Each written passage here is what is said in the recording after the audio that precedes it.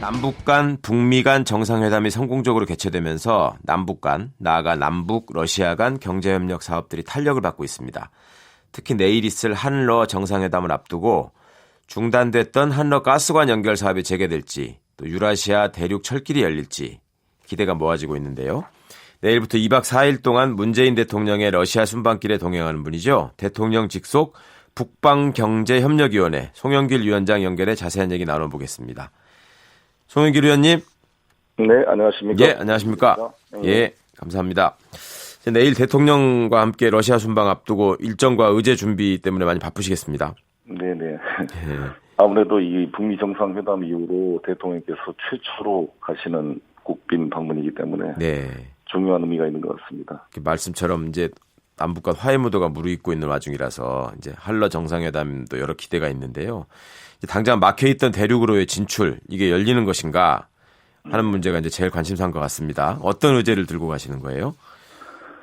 작년 블라디보스톡에서 열렸던 동방경제 포럼에서 대통령께서 이제 푸틴 대통령과 정상회담을 하고 그때 발표했던 라인 브릿지 프로젝트가 이제 좀 구체적으로 진행되는 사항을 점검하는 것이고요. 예.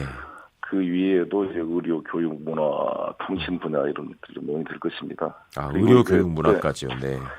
그리고 이제 북한이 이제 참여가 됐을 경우에 남북나 삼각 협력 사업도 논의될 예정입니다.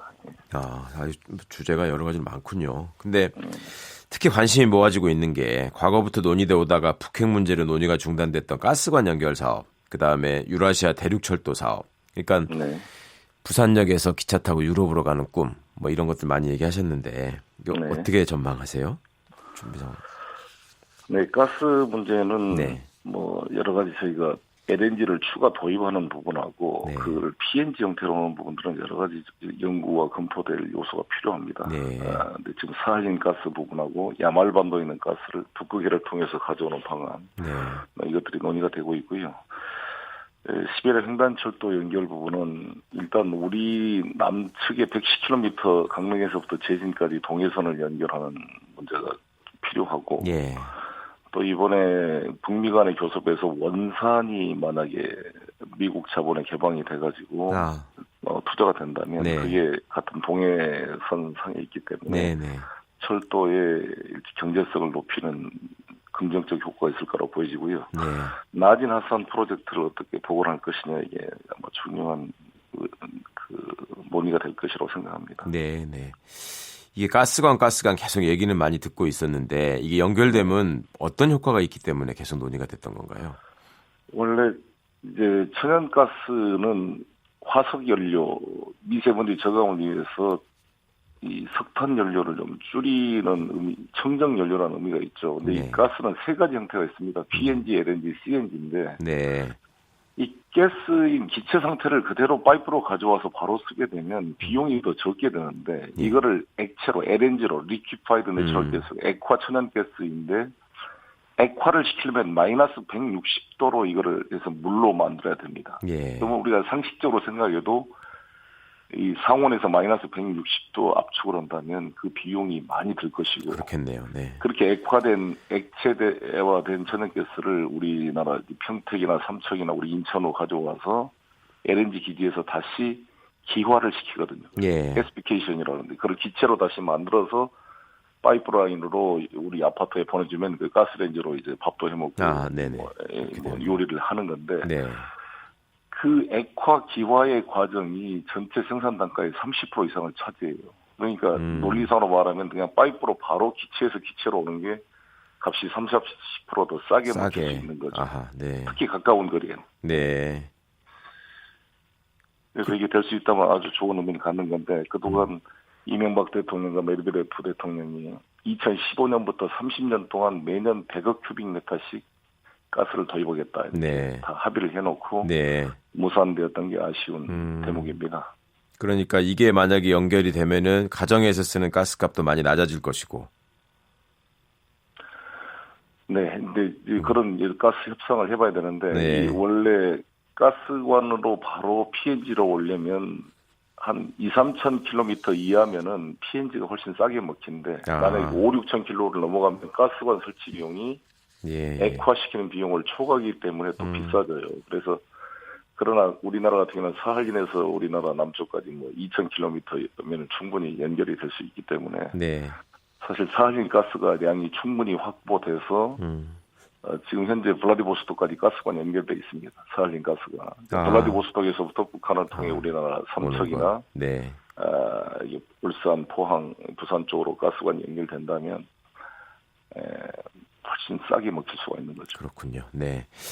자, 이게 또 그 유라시아 철도는 전제로 남북 간의 교통 인프라 연결이 필요하다. 이 말씀도 해주셨는데 관련해서 네. 엊그제 국회에서 이 문제를 논의하셨다고 하더라고요. 그 어떤 내용이었나요?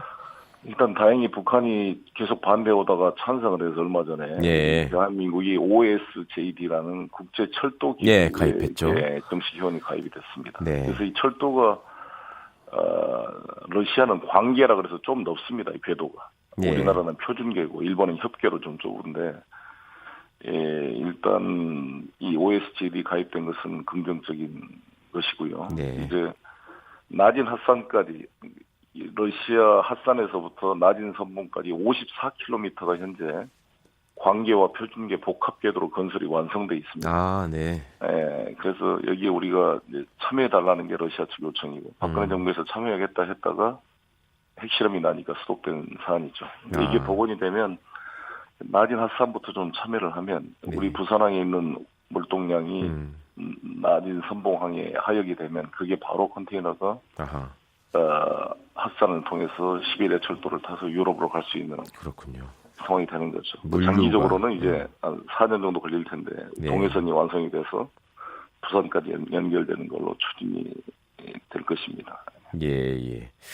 자, 하여튼 뭐 북한 비핵화 논의가 급물살을 타고 있기는 하지만은 워낙에 이제 화해 국면으로 접어든 게 최근 일이라서 남북 경협이 그러면 곧바로 시작될 수 있을까? 이게 제도적 정비가 필요한 건 없는가? 이런 걱정이 들거든요. 이게 공공인프라 투자는 지금부터라도 우리가 맘만 먹으면 할 수 있는 거예요? 이게 대북 제재하고는 무관한 건가요?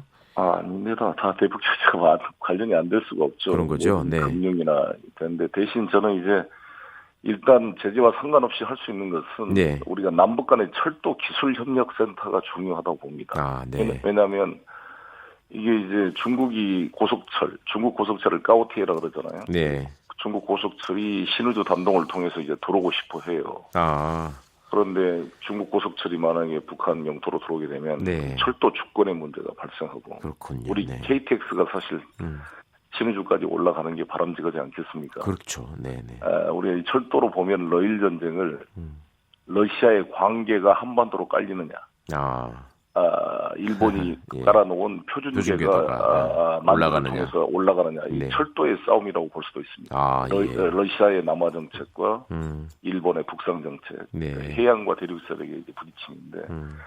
철도로 보면 광계와 표준계의 싸움이고 그것은 철도의 기술 표준을 누가 장악하느냐가 중요하기 때문에 일단 남북 간의 철도 기술 협력이나 그 표준 이런 문제를 긴밀히 협력하는 게 필요합니다. 그래서 철도 주권을 한반도에서 철도 주권을 러시아나 중국에 넘기는 게 아니라 남북이 함께 협력해서 확보를 하고 그걸 기초로 러시아 철도와 중국의 까오티에랑 연결하는 과정이 돼야 되지 않을까 생각합니다.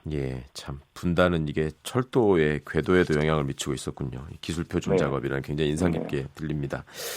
그 인프라 사업을 추진하려면은 결국 우리 기업들이 북한에 들어가는 일이 있어야 될 텐데 이 관련한 제도들은 제대로 정비가 돼 있는 건가요?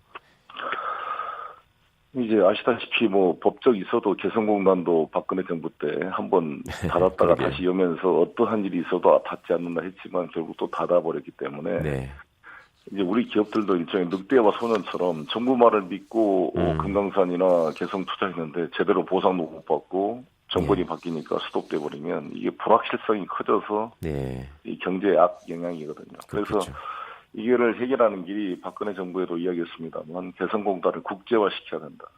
개성공단뿐만 아니라 금강산, 원산 이런 것들이 미국과 일본, 중국, 러시아 자본이 우리 한국 기업과 함께 투자가 돼줘야 이게 좀 더 안정성을 가질 수 있겠다 이렇게 생각합니다. 일단 그래서 개성공단 복원 문제도 이제 반드시 해야 될 텐데 일단 남북연락사무소를 개성에 설치하기로 한 것은 긍정적이라고 보여지고요. 네. 나중에 이제 공장 시설 점검, 아직 대북 제재가 해제되기 전에 우리가 할 수 있는 것들은 일단 개성공단 기업주들로 하여금 개성공단을 한번 점검할 수 있도록 네. 설비를 녹슨 거 다시 정비하고 이런 건 할 수 있지 않겠습니까? 그렇겠죠. 네. 그래서 언제든지 북미 간에 이제 구체화돼서 제재가 해제되면 바로 복원이 가능하도록 사전 준비하는 작업들이 네. 필요하지 않을까 이렇게 생각합니다. 개성공단 폐쇄로 인해서 잃어버린 신뢰 이걸 회복하는 게 지금 선행 작업이 돼야 되겠군요. 알겠습니다. 이게 어렵게 연결되셨으니까 당 얘기도 좀 여쭤보겠습니다. 네. 이 전당대회가 8월 25일로 확정이 됐더라고요. 네. 그래서 당 안에서 여러 논의들이 이어지고 있는 것 같던데 네. 당대표 후보로서 송영길 의원님도 굉장히 유력하게 올라 계시더라고요. 어떻게 받아들이세요? 뭐 아직은 제가 그런 말씀한 단계는 아닌 것 같고요. 네. 일단 대통령님이 북방 정책을 좀 뒷받침하는 게 중요하니까 이 문제는 나중에 논의할 기회가 있으면 좋을 것 같고요. 예. 어찌됐건 이번 국민 여러분께서 지지해 주신 게 너무 감사드리고 대통령님 말씀이 정확하다고 봅니다. 청와대 수석보좌관 회의에서 네. 우리가 앞으로는 유능함과 도덕성, 그다음에 겸손함 네. 세 가지를 말씀하셨는데 그걸 가지고 성과를 내는 이제 정부, 네.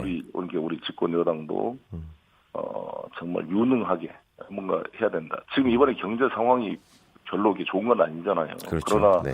이번 국민들이 우리 민주당을 지지해 준 이유는 아직 출범한 지 1년밖에 안 됐는데 이 책임을 이 정부와 여당에 다 묻기는 아직은 시기상으로 짧을 뿐만 아니라 9년 동안 그렇죠. 이명박 쌓인 게. 박근혜 정권의 그 후과가 더 큰 측면이 있기 때문에 네. 약간 유보의 측면이 있습니다. 그래서 이제 앞으로 저희가 다음 총선 때까지 2년이 이제 남은 거 아니겠습니까? 예. 네, 이 기간 동안 얼마나 우리가 이 경제를 살려내느냐가 중요하고 특히 대통령께서 탁월하게 지금 만들어 놓으신 외교적 성과, 북미관계나 남북관계 이 성과를 저게 우리와 상관없는 그림에 딱 화려한 뭐 그냥 국제 외교가 아니라 저게 우리나라 경제의 성장 동력을 어떻게 부추기고 연결시켜서 우리 예. 젊은이들의 일자리로 연결시켜낼 네. 것이냐. 이게 우리 집권 여당이 해야 될 중요한 과제다. 네. 임무다. 그래서 거기에 대한 제도적 정비를 하고 국내 기업들을 해외에 나가 있는 기업들을 다시 돌려오게 할 수가 있거든요. 예. 남북관계가 되면은 사실 북의 경쟁력 있는 노동력과 결합하는 방식이 개성공단, 제2의 개성공단이 만들어지면 사실 베트남, 중국 이런 데 다 나가 있던 우리 중소기업들이 그렇죠. 리쇼링이라고 그러죠. 네. 다시 들어와서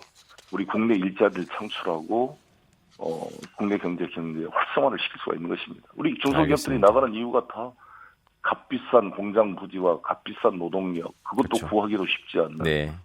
이 문제들이 남북 경협이 활성화되면 해결될 수 있기 때문에 네. 중요한 우리나라 성장 동력의 계기가 될 수 있다고 알겠습니다. 생각합니다. 신한반도 경제구상 또 이거를 잘 뒷받침하는 당내 리더십 뭐 이런 걸 중요성을 강조해 주신 말씀으로 듣겠습니다. 오늘 말씀 감사합니다. 네, 감사합니다. 대통령 직속 북방경제협력위원장을 맡고 있는 민주당 송영길 의원이었습니다.